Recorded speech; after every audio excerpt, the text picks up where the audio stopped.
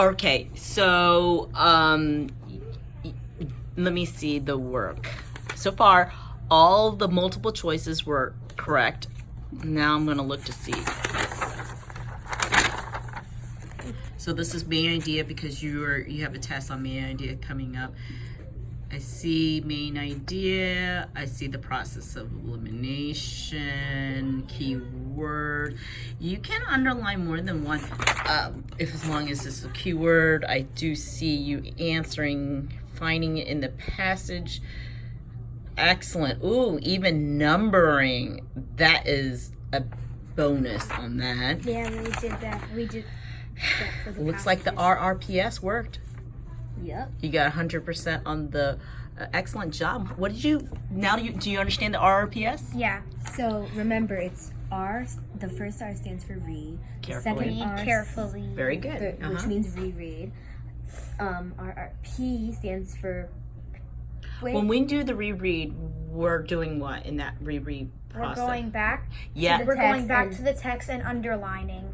The question, not the yeah, text. We're underlining the keywords in the Question. And P is process of elimination. and in that part, what do we do? What's so important that we have to do in the process of elimination? You gotta write your question mark and your X's. Yeah, so you have to do the X's and question marks, but also rephrasing. So did you do the rephrasing? The rephrasing helps us to truly understand what the question is about. What does rephrasing mean? So like here, it says here, the main idea of the passage 3 in the paragraph, the main idea of paragraph 3 in passage is, Like rephrasing would be like putting it into your own words. Yep. So what would you say? yeah. What would you say? You would ask yourself, what is the story mostly about? In other words. So you would say, was the paragraph? Do you see how they're saying paragraph 3? So I would have underlined, keyword here is paragraph 3. They didn't ask you for the whole passage. They're asking you only paragraph 3. So you would say, was paragraph 3 mostly about A, Cree is in 4th grade?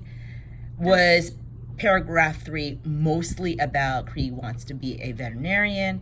Was paragraph 3 mostly about the dogs learn how to help people do everyday tasks?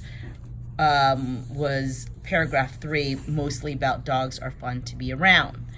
So the key word here would have been paragraph 3 because you didn't have to look at the entire passage. However, you need to look in paragraph 3, rephrasing it, and that's how you do the process of elimination.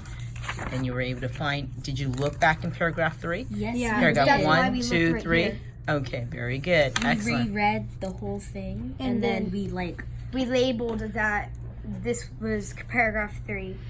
That's why we did that. and we read it to ourselves, not ourselves, but we read it again, the paragraph that they're talking about, that sentence. Very good. So you did look, yeah, I like that. You did mark that as paragraph 3. Excellent. So in here it says, number 2, Cree's personality is shown partly by the fact that she spends more time than average 5th grader. So how would you rephrase that to ask you? So it says Cree's personality is shown partly by the fact that she spends more time than the average grade. So how would you rephrase that, Julia? How would you rephrase this so that you would truly understand to do it in the process of elimination? How would you put it into your own words? How would you say it to yourself instead of? So this is the tricky part. So critical thinking and really understanding the question requires you to rephrase it so that you really, really understand it. In other words, it said Cree's personality is shown partly by the fact. There is a fact in here that she spends more time than the average 5th grader. So these are keywords right here. Spends more time. So was the fact that training circus dogs to do tricks, training circus dogs to do tricks spends more time than the average 5th grader? That's not right anyways because it wasn't that wasn't even in the text. She didn't even say she was training them. Correct. So that couldn't be it. Correct. But see how I was rephrasing it? I was saying, well, was the fact that her personality, that she was studying to become a veterinarian, makes her spend more time than the average fifth grader? Did you see how I was rewording it, rephrasing the question? If you say it in there, you're like, wait, what? But if you say it to yourself, exactly. You're oh. getting it, because a lot of times kids don't understand comprehension is because they don't understand the question. But if you know how to rephrase the question in a way that you can understand the question even better, that is when you really understand in order to get the correct answer. So you would say, was the fact that her personality, did it say that playing video games and hanging out showed that her personality spends more time than the average fifth grader? That's definitely not right, because Right. she wasn't. That doesn't even make sense, because some fifth graders do that, but she doesn't. She helps dogs and all that stuff. So that's definitely not right, because And had that nothing wasn't to a do- fact that they it's not provided in the Exactly. text, correct? That wasn't So the not key, in there. yeah, that wasn't a fact that was supporting that. And then here it says, doing volunteer work that helps people. Now, does Cree's personality doing volunteer work that helps people make her spend more time than the average fifth grader? Yeah. And they talk about that too, right? Yes. Yep, they talk about it. They talk about it in the text a lot. But do you see the strategy that Miss Donahue was saying about rephrasing the question so that we can truly understand? If you don't rephrase the question, it kind of sounds like weird to you sometimes. Yeah. If you rephrase and actually say it to yourself and Oh, word I by get word. it. Yeah. So you really understand. Yeah, they didn't, like Julia said, they didn't talk about the circus. They didn't talk about veterinary. That's true. And games, yeah, some kids do, but they didn't support it in there. There was one question that was saying where she lives. She doesn't, in the text, she didn't even say where she lives. This question, number 4, D. The question D said, Cree lives in in New Mexico. That's definitely not right, because that wasn't even in the text. Excellent. Yeah, that's what I'm saying. So number 3 says the main idea of the passage. The main idea is what the story was mostly about. In this question here, and they didn't ask you what a certain paragraph, they asked you the whole story. So that is when you say, was the story mostly about dogs are hard to train? That's the rephrasing part, the P part in the RRPS. Was the story mostly about how Cree would be a veterinarian one day? Did he say that? Was the story mostly about how Cree is a volunteer who trains assistant dogs? Yes, and you know that it's gonna be right if main idea is like almost every single paragraph. It's general, yes, that's right. That's like, sometimes they might mention a supporting detail, but that doesn't make it a general idea, which is what mostly about the paragraph, the passage. So they trick you by putting details in there, but that's not what it was mostly about. So the main idea is what the story is mostly about. So you have to ask yourself, was the story mostly about there is not enough help for people in wheelchairs? Was it mostly about that? No.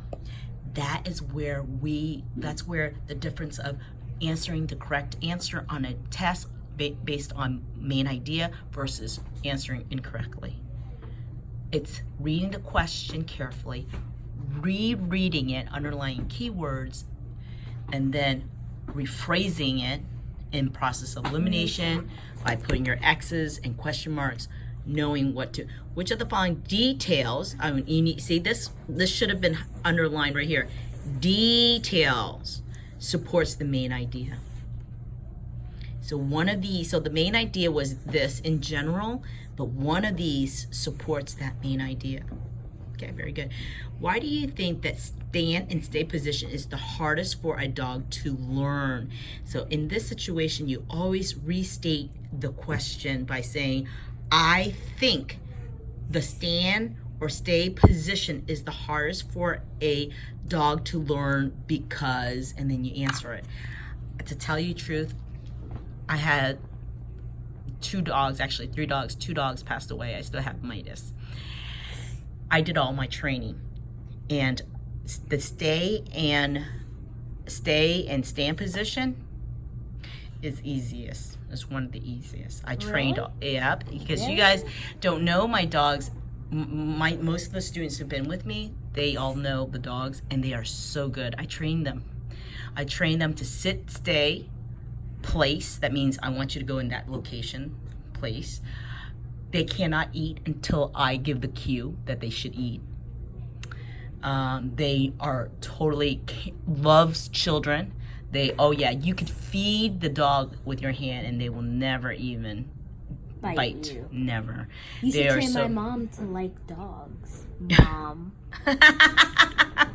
Yeah, so I don't know what they said in the story, but the stand and the stay position, it's your opinion. What did you think? It's your opinion. What do you think it's the hardest for dogs to learn? Well, it wasn't, the quote didn't sound right. Like, I would add more, but what we were trying to say was that, like, it takes a lot of responsibility to train a dog, which is probably why they thought it was really hard. Okay, I get what you're saying. It does take time, just like you're teaching children or even a baby. It does take a lot of responsibility, a lot of time, discipline, and practice. Very good. So I would say that, but anytime when they ask you a question, you need to restate it just pretty much. And when it says, why do you think the stay and stand position is the hardest? You say, I think the stand and stay position is the hardest for a dog to learn because. Then you answer. Say your reasons. Yeah, reasons. Very good. High five. My teacher, Miss Iglesias,